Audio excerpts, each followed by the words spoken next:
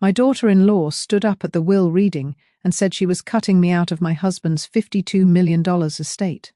I sat there frozen. Not a tear left. I had cared for him when he couldn't walk. Now she acted like I never existed. But when the lawyer started to laugh, something shifted. What did Patrick hide before he died? And why did it feel like he was speaking from beyond the grave?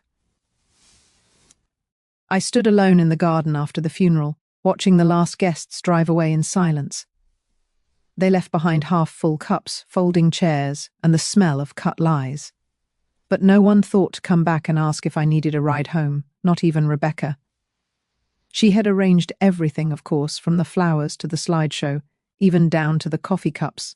It was perfect in a way that made you feel like you were intruding, cold, flawless, and timed to the second. Patrick would have hated it. He used to say funerals should be messy. People should cry loud, tell bad jokes, forget their umbrellas. It should feel real. But this one didn't. It felt rehearsed, like I was sitting through the final act of a play I hadn't been invited to. When I stepped back inside the house, Rebecca was already gathering up the folders from the dining table. I cleared my throat to speak, but she didn't look up, just kept stacking papers like a machine. Then she said without turning, "We'll be moving ahead with the legal processing next week. I've arranged everything with the firm. No mention of me. No question about what I wanted. No acknowledgement that I had spent the last 6 months sleeping on a chair next to Patrick's hospital bed while she was too busy flying out for conferences. I wanted to believe it was stress or grief, or maybe she just didn't know how to talk to me, but then she handed me a small box with Patrick's name on it. "He asked me to give you this," she said. Inside was a tie clip, just a silver clip. No note, no letter. Patrick had drawers of journals and letters. We used to write notes to each other, even when we were in the same house. But in the end, all I got was a tie clip, not even one he wore often. Rebecca smiled politely and walked off like that was the end of it, like she had closed the book for both of us. That night, I sat in the kitchen with a lukewarm cup of tea, and for the first time since Patrick passed, I felt like I didn't belong in the home we built together. The walls still smelled like his aftershave. His books were still in the hallway, but it was as if my name had been quietly erased from every room. I told myself maybe I was overthinking, maybe I was just tired, but something inside me had shifted. There was a coldness in the air I couldn't name, and it wasn't just from grief. It felt like I had been quietly written out of the story, like everyone had received a new script but me. Have you ever looked around your own home and felt like a stranger in it? That's what I felt that night, and it was only the beginning. The invitation came as an email, cold, formal, sent from Rebecca's assistant, not even from her. Subject line: estate administration meeting scheduled. I stared at it for a while, unsure whether to feel insulted or just numb. The meeting was scheduled for Wednesday, 9 a.m. at her firm's downtown office.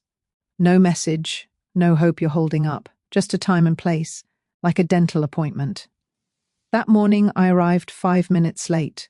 Traffic was bad, and I had stopped twice, unsure if I should even go.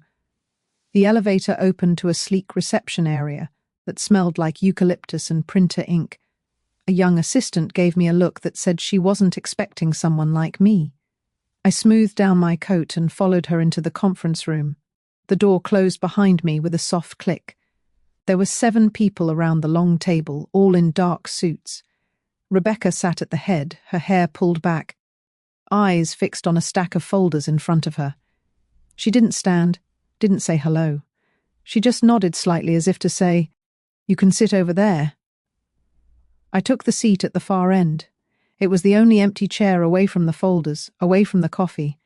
No one slid me a packet. No one offered a word. Rebecca cleared her throat. "As executive of the estate," she began, "I'll be walking us through the distribution of assets as laid out in the finalized will." Her voice was sharp, professional, like she was hosting a board meeting. I sat quietly, my hands folded in my lap. I was the only one not holding a pen. She went over Stock's trust accounts, 2 commercial properties in Salem, and the partial ownership of a winery Patrick had invested in with friends. Then she announced that Patrick had transferred primary control of the family trust to her 6 months prior. I blinked. That wasn't possible. I had been managing that trust with Patrick for nearly 20 years. He never mentioned anything about transferring it to her. Rebecca continued without pause, reading off allocations like she was listing inventory. My name didn't come up. At the end, one of the associates asked, "And Mrs. Sloane's share?" Rebecca barely looked up. "There are no remaining distributions assigned to her under the current filing. Just like that, no eye contact, no explanation. Just the legal version of being erased." I felt a strange heat rise up my spine, but my hands stayed still. I didn't say a word. The room went quiet for a second too long, but no one addressed it. The meeting continued. When it was over, I waited for everyone else to leave. Rebecca packed her briefcase slowly, almost as if she were expecting me to say something, but I didn't. I stood, adjusted my scarf, and walked out without looking back. Downstairs, the cold air slapped my cheeks. I didn't cry. I didn't even feel sad yet, just hollow, like I'd watched a version of my life fold itself into a document and get filed away under someone else's name.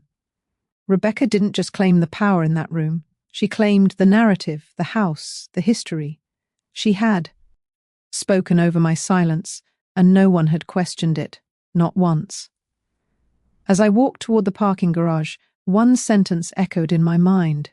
There are no remaining distributions assigned to her. I wasn't a widow anymore.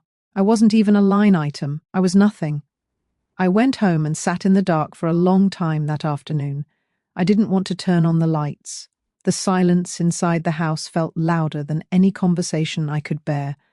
I still hadn't unpacked the last of Patrick's things from the hospital.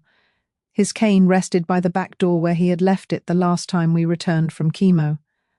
I hadn't moved it. I couldn't. Later that evening, I opened the desk drawer in Patrick's study. It wasn't anything deliberate. My hands just acted before my mind caught up. The drawer squeaked the way it always did. He used to say it needed oil.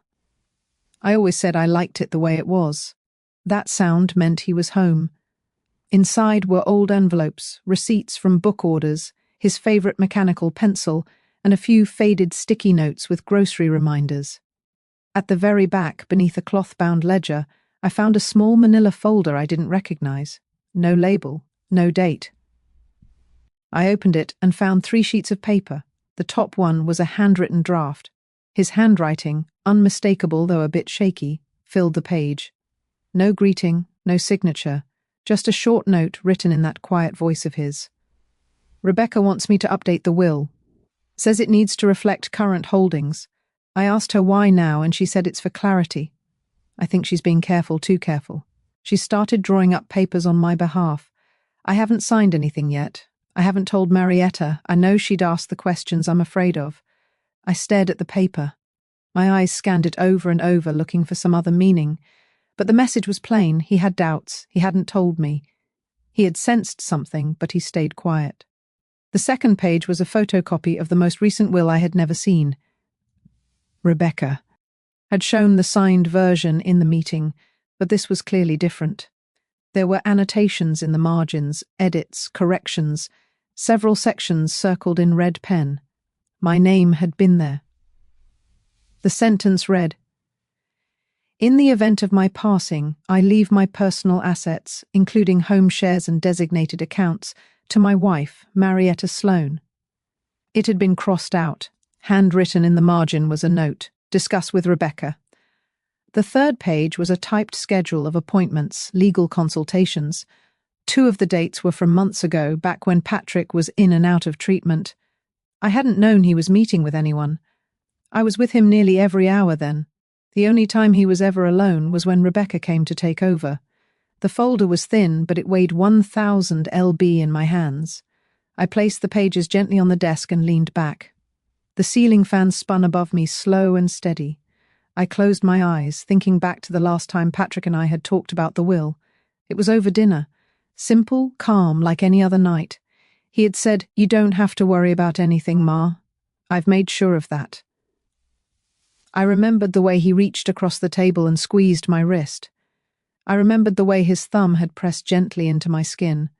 Now all I could feel was the cold imprint of his absence. I didn't sleep that night. I sat in the study, rereading the pages until the sky outside shifted from black to pale grey. I watched the morning take shape around me one corner at a time. By dawn, I knew this wasn't just a mistake.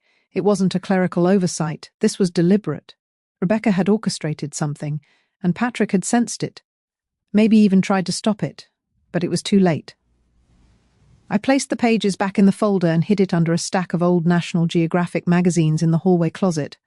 I didn't know what I was going to do yet. I didn't have a plan, but I knew I couldn't let this go. The next morning, I called Daniel Cow. We hadn't spoken in years, not since Patrick's retirement party. Daniel had always been steady, the kind of man who never raised his voice, but still filled a room. Patrick trusted him. So did I. He picked up on the second ring, and when I said my name, he paused for a beat before responding. His voice was calm, but I could hear the surprise underneath. He agreed to meet the next day. As I hung up the phone, I stood by the window and looked out over the yard. The wind was tugging at the last of the maple leaves, the same trees Patrick had planted 30 years ago. He said they'd outlive us both, and maybe they would. But I wasn't going to let silence be the final thing he left behind. Not while I still had breath in me. Daniel met me at a quiet corner cafe off Elm Street. It hadn't changed in years. Still the same wooden booze, chipped mugs, and soft jazz humming overhead. He slid into the seat across from me, coat still damp from the morning drizzle, and gave a quiet nod. I didn't waste time. I opened the manila folder and pushed it across the table. He read in silence, lips pressed into a thin line. When he reached the note in Patrick's handwriting, his brow tightened. He didn't speak right away. He just flipped the pages back and forth like he was trying to stitch together a timeline in his head.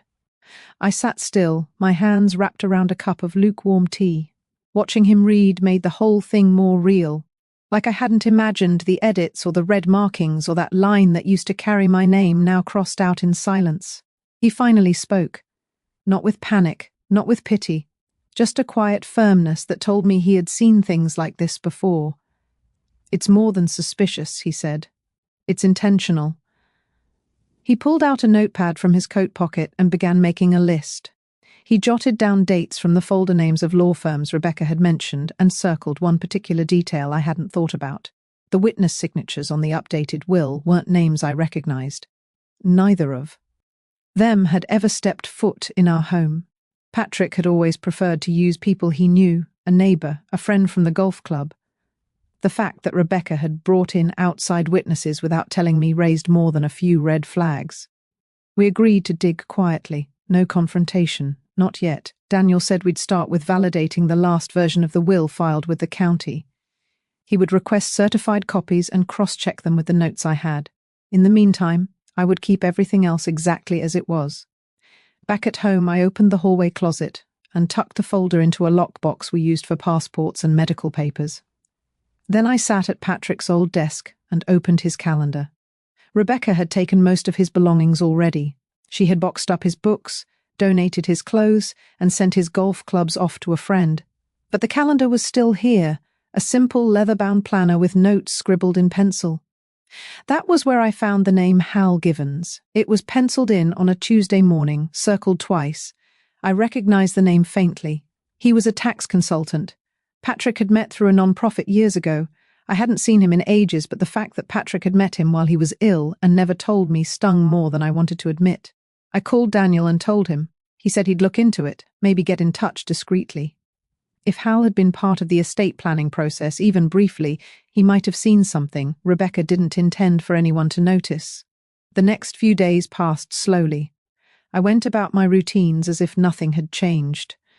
Grocery shopping, watering the plants, attending my book club, though I barely spoke a word that week.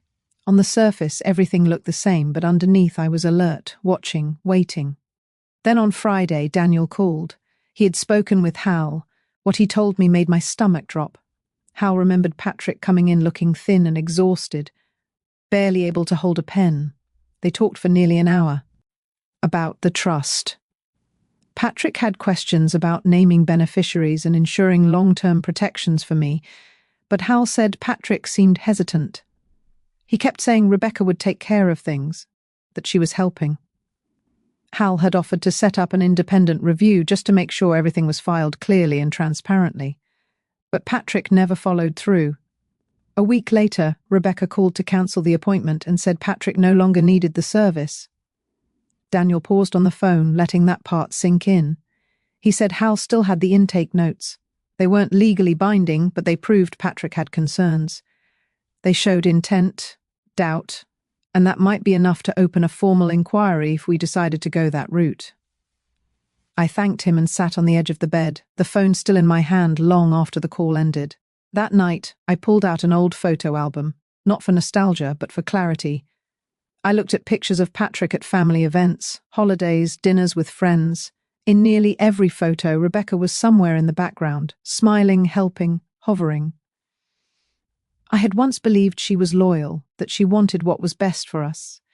But now I couldn't unsee it, the careful positioning, the way she always managed to be the one people trusted with the logistics, the documents, the plans. She had been preparing for this for a long time. And the part that hurt the most wasn't just the betrayal. It was realizing that Patrick had known something was wrong and didn't tell me. I placed the album back on the shelf and turned off the light. There was no anger in me. Not yet, only a quiet resolve that whatever Rebecca had rewritten, I would find a way to write back. I didn't sleep much after the call with Daniel. I'd always believed in patience, in giving people time to show you who they really are. But now, each day that passed without answers, felt like I was letting Rebecca rewrite history in her favor. The following Monday, Daniel called again. His tone was different, faster, more urgent, but still steady. He had reviewed county records and found something odd. The final copy of Patrick's will that was filed and executed bore a different case number than the original draft. That alone wasn't alarming, but the original version, the one Patrick and I had reviewed together a year prior, had vanished from the official archive. It had been marked as superseded, but no documentation showed who had initiated the change. Daniel said he wanted to bring in someone else. Her name was Lydia Velasquez, a probate litigation specialist. She had experience in contested wills and document fraud. I agreed, though. Part of me hesitated. The deeper we dug, the more I worried we'd find something even worse. We met at Daniel's office on Wednesday morning. Lydia was sharp in both tone and presence, mid-50s, dressed simply, no wasted movement. She listened while Daniel laid out what we had so far. She asked questions, none directed at me.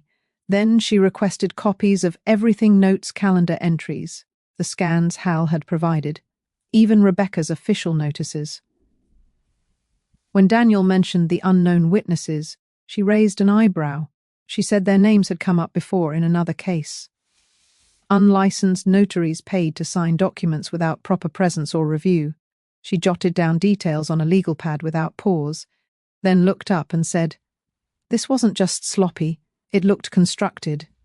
I didn't speak for a while, just watched the two of them work like surgeons over the remnants of my life. Then I stood, walked to the window, and looked out over the city.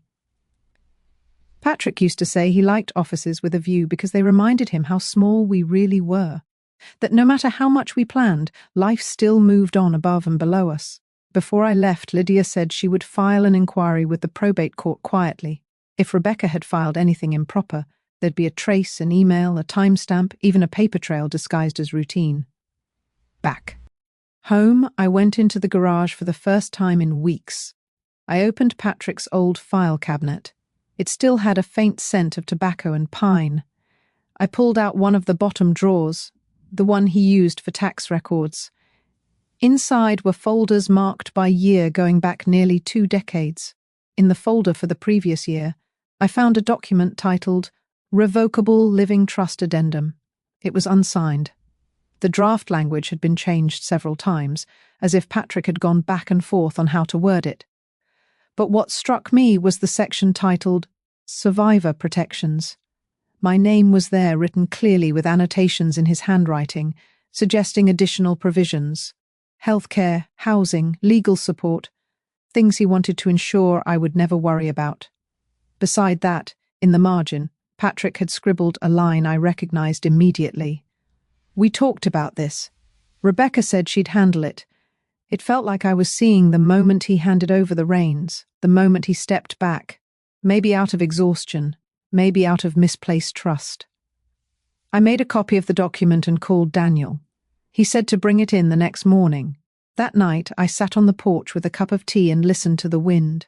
My body ashed in a way I hadn't noticed before, not from age, but from the weight of carrying secrets that didn't belong to me. I thought about how easily my name had been removed from something Patrick and I had built over a lifetime, and how quickly someone else had stepped in to fill the silence he left behind. For years I thought love meant trusting without question. But maybe love also meant protecting the truth when someone else couldn't, even if that truth was inconvenient, even if it meant tearing open wounds that had barely begun to heal. The next morning, I woke before sunrise and dressed carefully, not for vanity, but for clarity. I needed to feel like myself again, like the woman Patrick married, not the ghost Rebecca kept trying to edit out of the story. I arrived at Daniel's office with the new document. Lydia was already there. She read it quietly, lips pressed tight. When she finished, she looked up and said it would help a lot. She explained their next step, a motion to preserve remaining estate assets. If the court granted it, Rebecca would lose the ability to move funds or property until the investigation was resolved. It wasn't revenge, it was protection. I nodded. I didn't need revenge. I needed space to breathe and the chance to remember Patrick not as a man who left me behind, but as someone who had tried and maybe failed to shield me in the end. But if she had rewritten the terms of our life, then I would rewrite the ending on my own terms, quietly, intentionally, and it would begin now. Lydia called me 3 days later with news. The motion to freeze the estate had been approved. It was a temporary order, but it meant Rebecca could no longer move funds or reassign property titles without the court's knowledge. I didn't say much when she told me. I just exhaled and let the silence settle in. It felt like the first solid step forward. That same afternoon, I received an envelope in the mail. No return address. Inside was a single sheet of paper, a printed invitation. Rebecca was hosting a private event at the country club, a tribute to Patrick. Cocktails and catered hors, a charity auction in his name.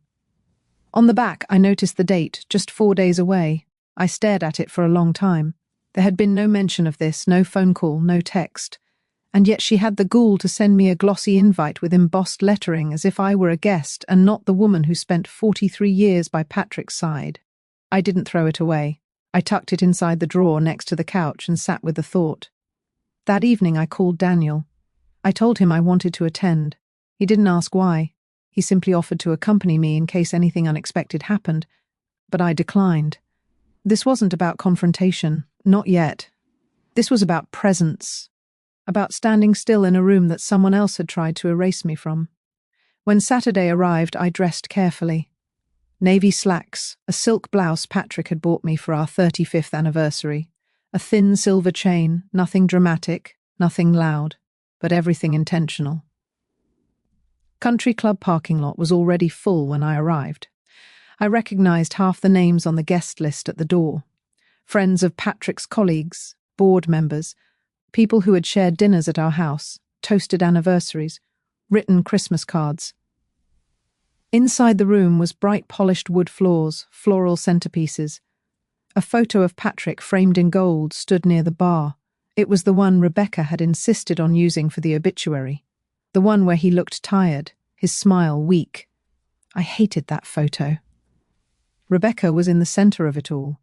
Elegant, composed, every movement calculated. She greeted guests with a half tilt of her head like a queen receiving loyal subjects. When she saw me, her expression flickered for just a second. Then she smiled. I nodded but didn't return it. I made my way toward a quieter part of the room, near a table of display items for the auction.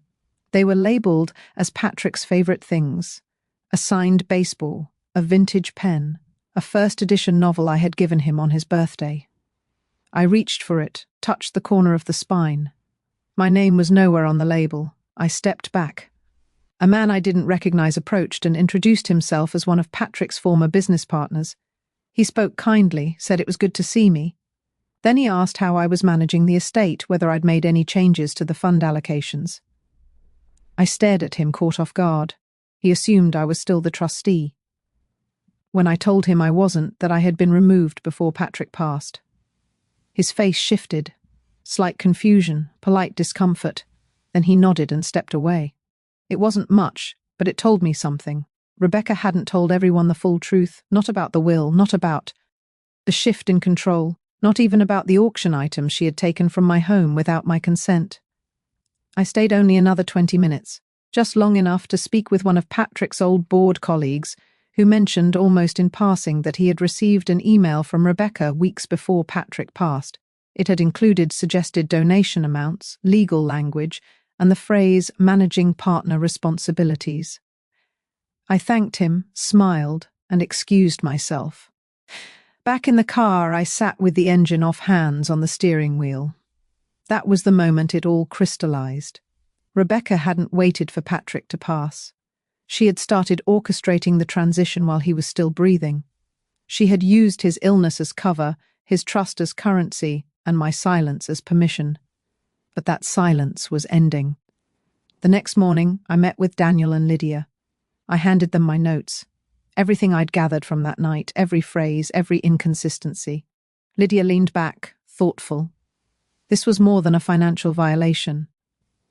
Now this pointed to intentional premeditation and potentially coercion.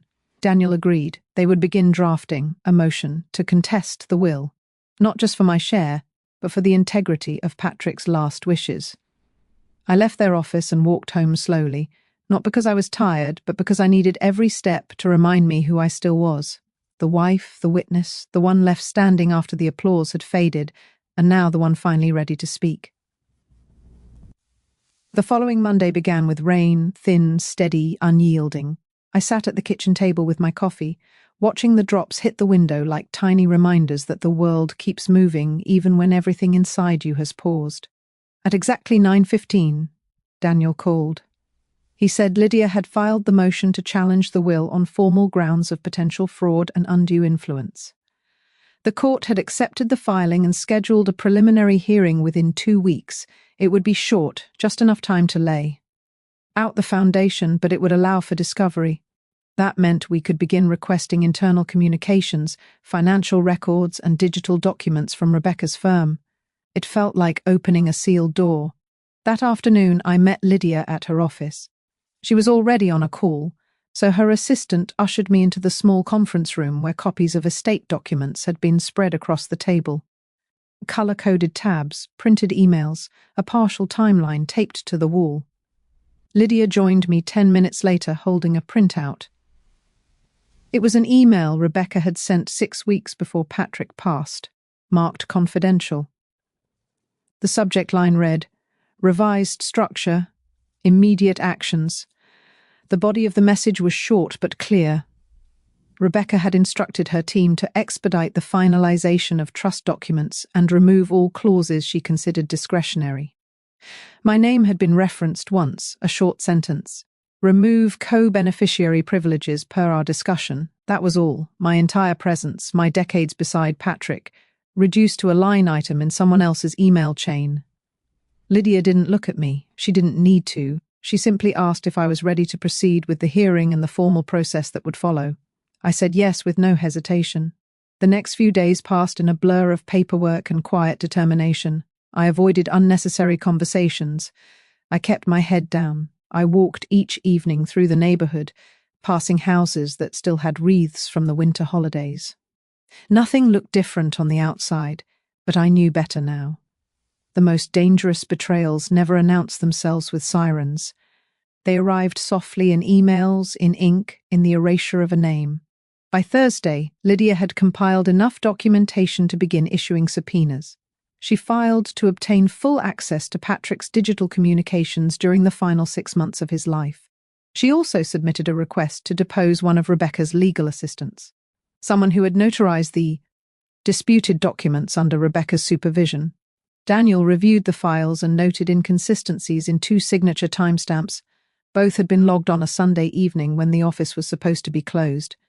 When I read that detail, my hands went still. Patrick hated working weekends, and he never signed anything without asking me to read it first. Something about those Sunday dates told me everything I needed to know. I gave Lydia permission to request a forensic handwriting expert. We would compare Patrick's known signatures from his medical files with the ones on the revised documents. It wouldn't be definitive, but it would be enough to raise serious doubts. I sat in silence that night, not in grief, but in clarity. For the first time in months, I felt the balance beginning to shift. That weekend, I drove to the cemetery. It was quiet. The sky was low and grey. Patrick's headstone was simple. His full name, the dates, a short line beneath. He lived with grace. He left with love. I stood there for a long while. I didn't speak to him, not out loud, but I let the weight of the moment settle in. I knew now that he had trusted the wrong person, and he had left too much undone. But I no longer held that against him. I had spent too many nights wondering what he was thinking near the end, wondering if he had tried to protect me and failed. But it didn't matter anymore, because now I would protect the truth myself. When I returned home, there was a message from Lydia, short, direct. The assistant had agreed to speak. She would be deposed the following Tuesday, and she was prepared to talk about inconsistencies she had noticed. She wasn't sure what it all meant, but she had kept notes. That was the moment everything cracked open. Rebecca had orchestrated the edits. She had silenced dissent, but she had forgotten the smallest variable. Someone had watched. Someone had noticed. And now someone was ready to speak. As I turned off the lights that night, I stood in the doorway of our bedroom for a moment longer than usual. The bed was still neatly made.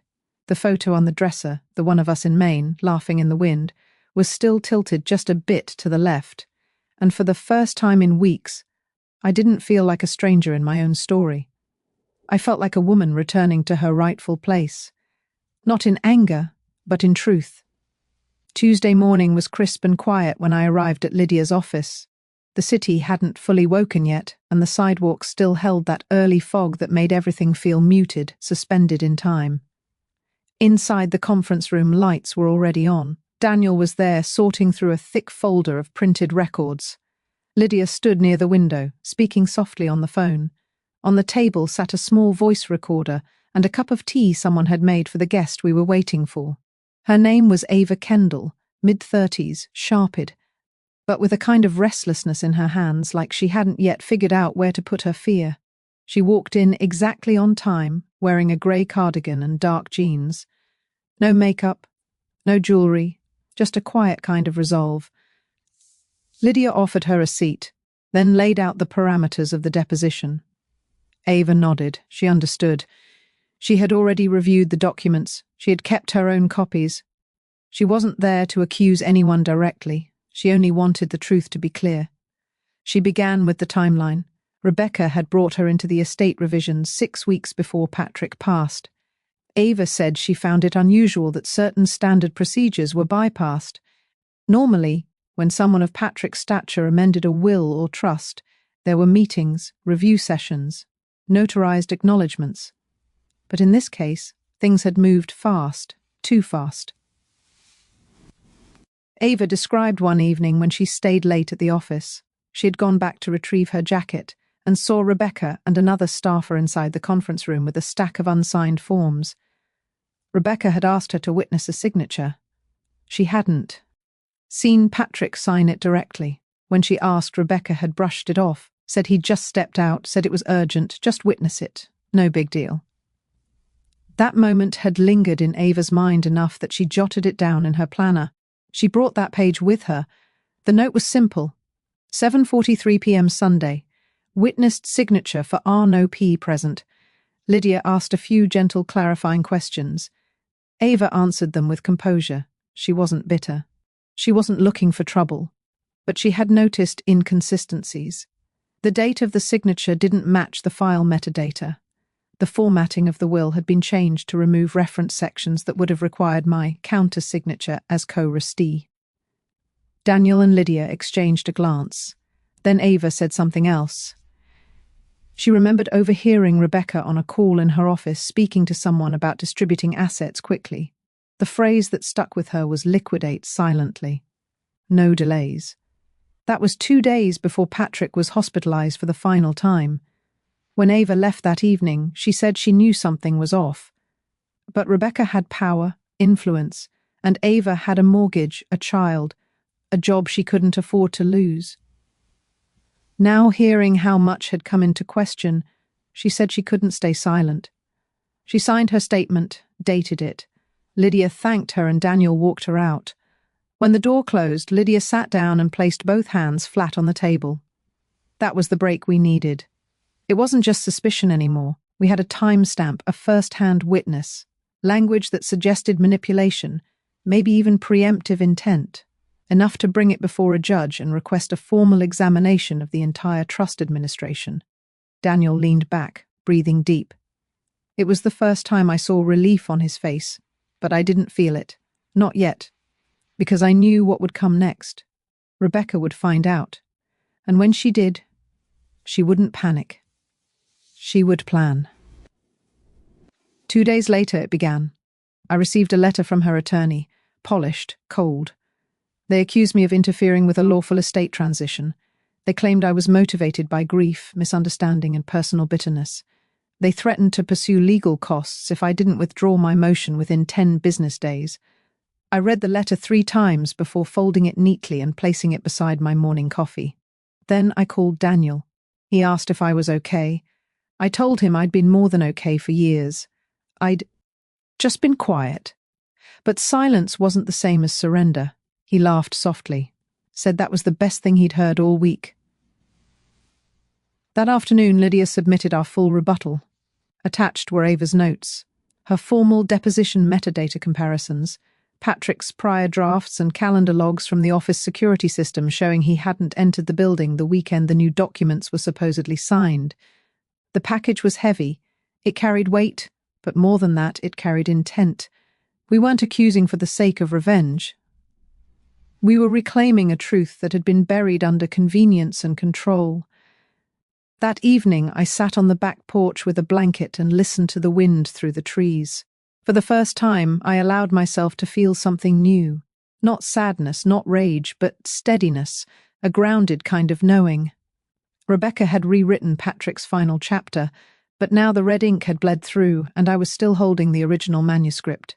The invitation arrived in a cream-coloured envelope. No stamp, just slipped through my front door. It wasn't from Rebecca directly, of course. It came from the estate board, co-signed by one of Patrick's oldest partners. An official meeting was being held at the Foundation's new office space to finalise the transfer of executive authority. There was no mention of the lawsuit, no mention of my contestation, only the tone of finality. It was scheduled for Thursday at 2 p.m. I read it over coffee once, then twice. Then I folded it and set it beside my breakfast plate, like it was nothing more than a flyer. But inside, I knew this wasn't just a courtesy. It was a performance. Rebecca wanted me to see what she believed she had already won.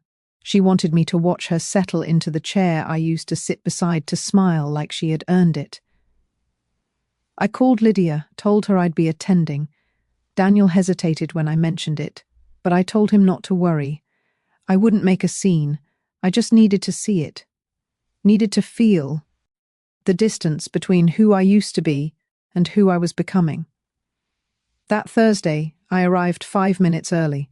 The new Foundation office was a glass box downtown, all marble floors and quiet elevators. A receptionist led me to the conference room.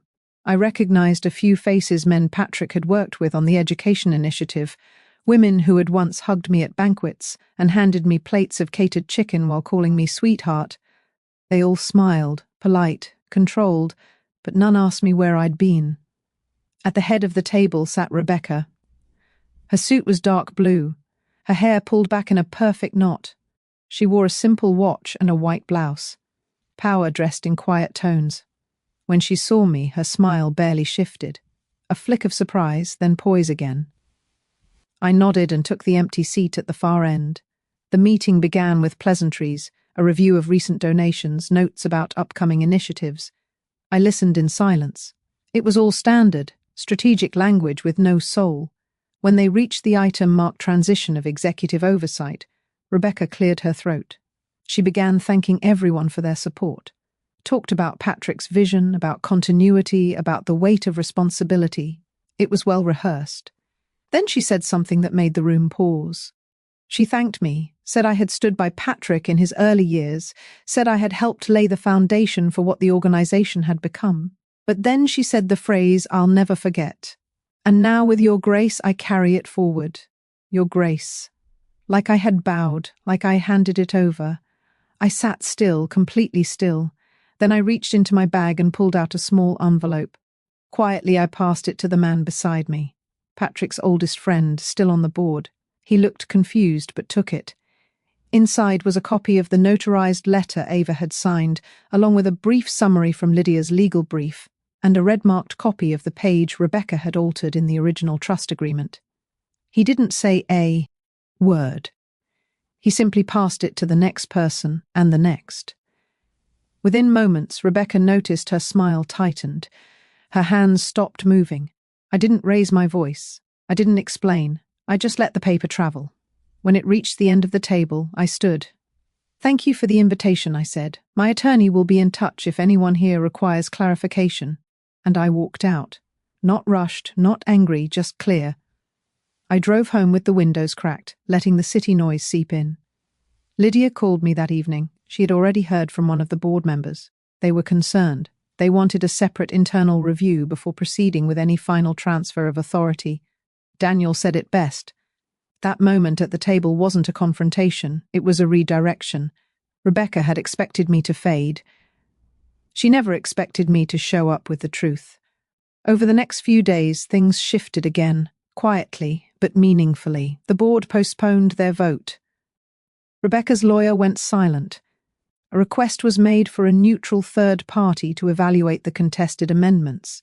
Even if nothing came of it legally, the stain was there now, the doubt, the hesitation. And in that space, I found something I hadn't felt in months: equilibrium. That Saturday, I took Patrick's old file box from the study, the one with the Foundation's original charter, his notes on mentorship programs, the first grant proposal he ever wrote. I read through each page slowly.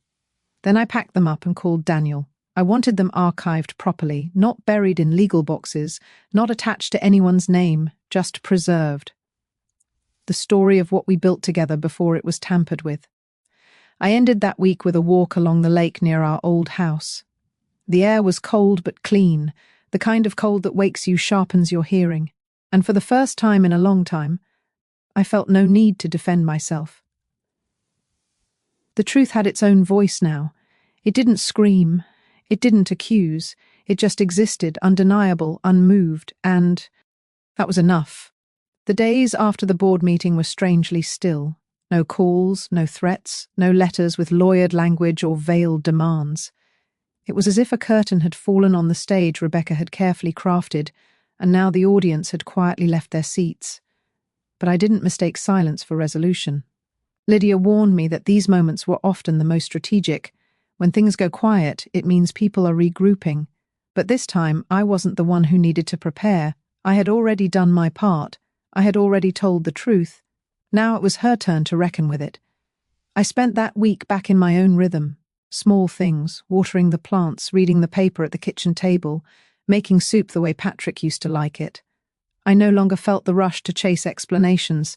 Some parts of betrayal will always remain unexplained, and I had made peace with that. Then came Sunday. Lydia called just after noon. She had received an unexpected email from Rebecca's legal team. There would be no further challenge to the trust inquiry.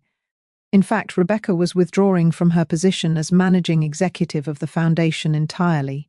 She offered no admission of wrongdoing, only a statement about preserving the foundation's reputation and respecting Patrick's legacy.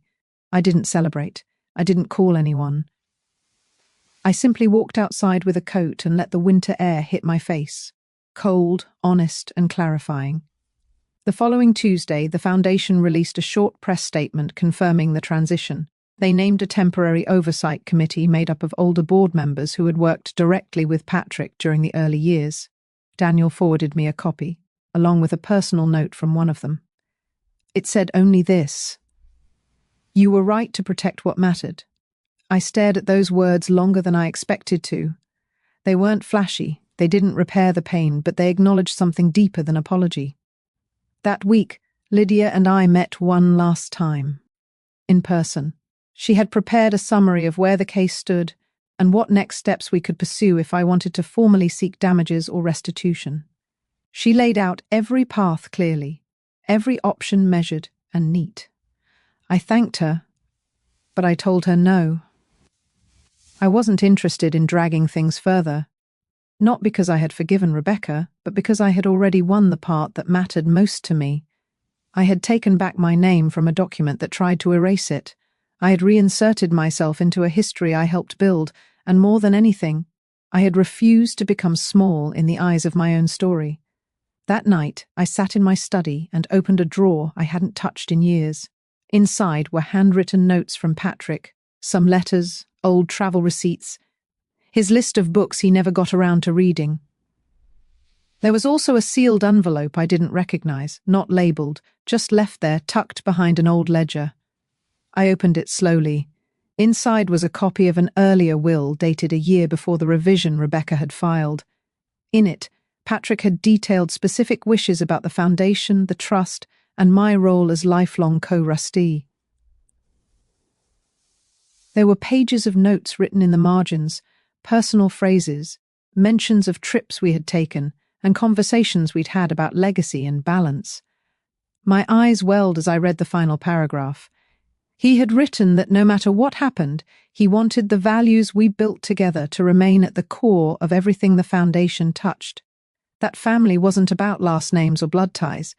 It was about standing beside each other in silence when no one was watching. He had signed it in pen, no witness, just intention. I sat with that paper until the room grew dark. The next morning, I took the document to Daniel and asked him to archive it. Not for evidence, not for any court, just for history. A few weeks later, I returned to the foundation for the first time since the fallout. The atmosphere was quieter, less polished, less intimidating, the new committee greeted me warmly. They asked for guidance on one of Patrick's early scholarship programs. I offered to review the files and help where I could. They didn't ask me to return in any official role, and I didn't expect them to. That wasn't the point anymore. I wasn't there to be appointed. I was there to witness, to make sure what we had built together didn't vanish under someone else's edits. I left after an hour, walking slowly to the parking lot. The winter sun was low in the sky, casting long shadows across the pavement. I stood by my car and looked back at the glass building. It shimmered, but it no longer intimidated me. It was just a place, a vessel, and I no longer needed its approval. That night, I lit a candle in the kitchen and sat by the window with a cup of tea. I thought of Patrick, of Ava with her quiet bravery, of Lydia and Daniel, who had shown up not just as professionals, but as people who believed in integrity. And I thought of myself, not the woman who sat silent during that first reading of the will, but the woman who had returned fully, not to fight, but to be seen, to reclaim her place, to write the end of the story with her own hand. It had been a month since Rebecca's formal withdrawal, and in that time the world around me softened in ways I didn't expect. Without court dates, without lawyers on hold, without the weight of documents and signatures waiting to be reviewed, I began to move differently. Mornings started slower.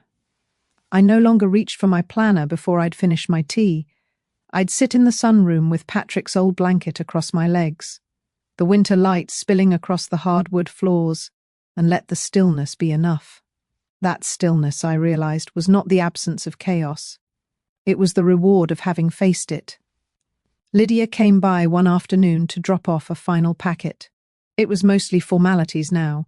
She had taken care of closing out the inquiries, recording statements, ensuring my role in the original trust was acknowledged and filed under public record. It was done. There was no more to challenge. We didn't talk much that day. She gave me a soft smile, handed over the envelope, and we sat for a few minutes without saying anything. Then she stood and squeezed my hand gently before leaving. After she left, I placed the folder in the top drawer of Patrick's desk, not locked away, just placed like it belonged there, alongside his notes and his quiet convictions. That weekend, I visited the garden behind the community centre we had helped fund years ago. It was winter, yes, but the groundskeeper had already planted early bulbs, daffodils, iris, some crocus waiting beneath the surface. Even beneath the frost, life prepares to bloom. I walked the edge of the pathway, remembering the ribbon-cutting ceremony. the way Patrick had held my hand as they unveiled the plaque. It still stood there, a little weathered now, but steady, just like us. It read, "In honor of those who plant for a future they may never see." There had been times in the last few months when I feared that future had been erased, but it hadn't. It had only been buried under pride and ambition, and now it was uncovered again. Later that week, I received a letter from one of the young scholars who had been part of our first education initiative. She had heard about the changes in the foundation. She wanted me to know how much the grant she'd received years ago had changed her life. She was now working at a local non-profit mentoring young girls from neighborhoods like the one she had grown up in. Her note was brief, but powerful. She didn't know the full story. She didn't need to. What mattered was that something we started had reached her, and now she was passing it forward. That night, I sat in my kitchen and looked around. It was the same space where I had once felt shut out, unseen, voiceless. But now the silence was different. Now it was full. It held memory, clarity, and peace. I had not burned anything down. I had simply refused to disappear. Spring came slowly that year. The daffodils in the community garden bloomed first, followed by the soft blush of early tulips that lined the sidewalk outside the foundation office. I didn't go often, just enough to feel connected, just enough to remember. One morning I received a small invitation in the mail. Cream envelope, raised lettering. It was for the annual donors' luncheon, something Patrick and I had helped establish 2 decades ago but hadn't attended in years. It felt strange seeing my name listed on the honored guests again. I wasn't sure I'd go, not because I was afraid, but because I didn't feel the need to prove anything anymore. But I went. I chose a soft grey suit and pinned Patrick's old lapel pin to my collar, the one he used to wear when speaking publicly. A small oak tree in silver, steady, rooted, quiet. The ballroom hadn't changed. Polished floors, round tables, soft music in the background, people mingling, exchanging polite updates. Rebecca wasn't there. Her name had faded from the printed programs replaced by the interim committee and a new vision statement. I didn't speak much, I just watched. And near the end of the event, something unexpected happened. One of the newer board members, a woman named Lee, took the stage. She was young but spoke with calm and grace. She thanked those who had guided the foundation through the transition. And then she paused. She looked in my direction and said my name, not with ceremony, but with warmth. She spoke briefly about the early days, about Patrick's original mission, and about the quiet strength of those who had held that mission through storms. Then she stepped down, and the room turned toward me in a wave of gentle applause. I stood just briefly and I nodded. Not for recognition, not for attention, but as a final gesture, a small acknowledgement that the long road I had walked was no longer hidden. It had a name now, and that was enough. That night, I walked home, alone. I passed the old bookstore where Patrick used to stop every Sunday. I smiled when I saw that they had placed a copy of his favourite novel in the window display. Back in my kitchen, I brewed tea and opened the back door. The air was cool, soft. I stepped outside and looked at the sky. It was wide open and completely mine. I was not a woman erased. I was not a placeholder in someone else's version of legacy. I was whole, and I was finally home in my own story. If this story reminded you of a time when you had to reclaim your voice, your worth, or your place in a family legacy, I want you to know you are not alone. Stories like this carry pieces of all of us. And sometimes the quietest victories are the most powerful. Thank you for walking this journey with